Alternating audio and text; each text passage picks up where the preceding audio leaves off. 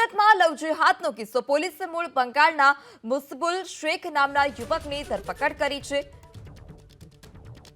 પ્રેમજાળમાં ફસાવી અને યુવતી પર દુષ્કર્મ આચર્યું હતું। આ માટે તેણે બોગસ ડોક્યુમેન્ટ પણ બનાવ્યા હતા। પોતાનું નામ પ્રદીપ રાખી તે હિન્દુ યુવતી સાથે લિવ-ઇનમાં રહેતો હતો। તેનો હિન્દુ યુવતી સાથે લગ્ન કરવાનો પ્લાન હતો। જો કે ભાંડો ફૂટતા પોલીસે તેને બચાવી લીધો। આરોપી મુસબુલ સુરતમાં અલગ અલગ સ્પામાં નોકરી કરતો હતો। 1.5 વર્ષ પહેલા તેની ઓળખાણ મુંબઈમાં રહેતી એક યુવતી સાથે થઈ હતી। લિવ-ઇનમાં રહેતા તે હિન્દુ વિસ્તારમાં ભાડાનું મકાન શોધતો હતો। આ માટે તેણે મોબાઈલ ફોનમાં એપની મદદથી ખોટા ડોક્યુમેન્ટ બનાવ્યા। તેની પાસેથી અલગ અલગ નામવાળા 2 આધાર કાર્ડ પણ મળી આવ્યા છે અને આ સાથે જ ચૂંટણી કાર્ડ, પાસબુક, આરસી બુક પણ મળી આવી। મુસ્લિમ યુવકો બની રહ્યા છે હિન્દુ શું છે કારણ આપણે જાણીશું। જે પ્રમાણેનો કિસ્સો સામે આવ્યો છે ત્યારે સતત આ પ્રમાણે કિસ્સા સામે સાહેબ કયા પ્રકારનો કિસ્સો સામે આવ્યો? જ્યારે મમતા હિન્દુ યુવતી પ્રેમ સંબંધ બંધાયો હતો ત્યારે આરોપી છે એ મુસ્લિમ, એણે કયો નામ ધારણ કરીને એની સમક્ષ ગયો હતો? આરોપી જે મુસ્લિમ છે વિવિધ સ્પામાં કામ કરતો હતો અને એના 2-3 ઉપનામ છે।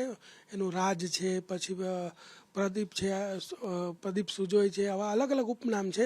એટલે એવું કદાચ હોઈ શકે કે જે મમતા નામની નેપાળી યુવતી છે એ રાજ નામથી એના પ્રત્યે આકર્ષાઈ હોય અને એ પ્રેમ સંબંધ બંધાયો। બાદમાં ખબર પડી હોય કે આ મુસ્લિમ યુવક છે, પરંતુ પછીથી એ લોકોને જ્યારે મકાન ભાડે લેવું હતું ત્યારે આ જે બોગસ ડોક્યુમેન્ટ જે છે એ મુસીબુલ મકબૂલ શેખ જે છે એણે પ્રદીપ સુજોય ક્ષેત્રપાળ નામનું બનાવ્યું અને એના આધારે એ લોકો સાથે રહેતા હતા।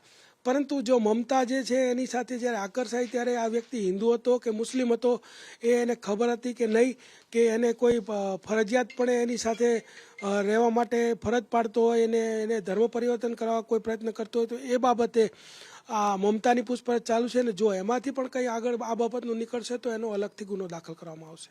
કઈ રીતે આ જે મુસ્લિમ યુવક છે એ બોગસ ડોક્યુમેન્ટ બનાવ્યા? બોગસ ડોક્યુમેન્ટ જે અત્યારે અમને બંને ડોક્યુમેન્ટ અમે જપ્ત કરેલા છે અને એને કાર્યવાહી ચાલુ કરી છે। હવે એની પૂછપરછ દરમિયાનમાં ક્યાંથી લાવે એના પરથી આખી જે એની ચેઇન છે ખુલશે અને એના ઉપરથી બીજા આગળની ધરપકડ કરવામાં આવશે।